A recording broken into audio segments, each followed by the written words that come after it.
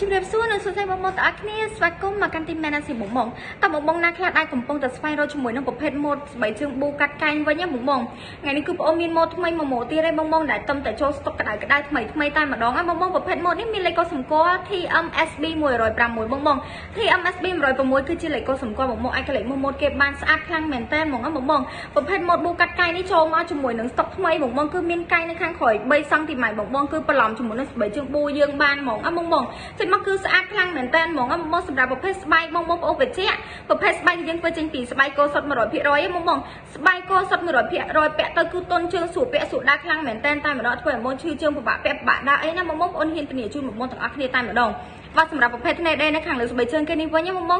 បញ្ជាក់បងដូចគ្នាប្រភេទថ្នេរដេរបងគឺយើងដេរដោយដៃផ្ទាល់បងដេរដោយដៃដេរយ៉ាងប្រព្រឹត្តចេញមកគឺប្រណិតជូនបងទាំងអស់គ្នាតែម្ដងជូនបងមិនចាំមានការភ័យបារម្ភអីណាបងអ្វីដែលកាន់តែពិសេសទៀតបងគឺយើងមានជាការដាំម៉ាក brand ទីមែនដែលជា logo ខាងហាងតាន់នៅខាងលើស្ទាត់ស្បែកជើងដូចគ្នាបងអាចមើលបានណាបងបាទសម្រាប់ប្រភេទបាតនៅខាងក្រោមនេះវិញបងជាប្រភេទបាត ក្រែបសុទ្ធ 100% ដើរលើឥតដើរលើក្រអត់ឥឡូវបងប្អូនហ៊ានធានាជូនបងហ្មងណាបងចឹងសម្រាប់ប្រភេទម៉ូតនេះបងគឺយើងមានទំហំចាប់ពីទំហំ39រហូតដល់ទំហំ44បងគឺយើងមានគ្រប់ទំហំគ្រប់ size ជូនបងទាំងអស់គ្នាតែម្ដងចឹងបើសិនជាបងឆ្លាញ់នឹងពេញចិត្តបងគ្រាន់តែតម្លាក់លេខទូរស័ព្ទបូកជាមួយនឹងទីតាំងហើយចុចជាមួយលេខកូដសម្គាល់ដែលមានលេខកូដសម្គាល់ TMSB 106បងឲ្យតម្លាក់ចូលខាងក្នុង page ឥឡូវនេះដើម្បីទទួលបាន promotion ដ៏ពិសេសមួយហ្នឹងបងអរគុណច្រើន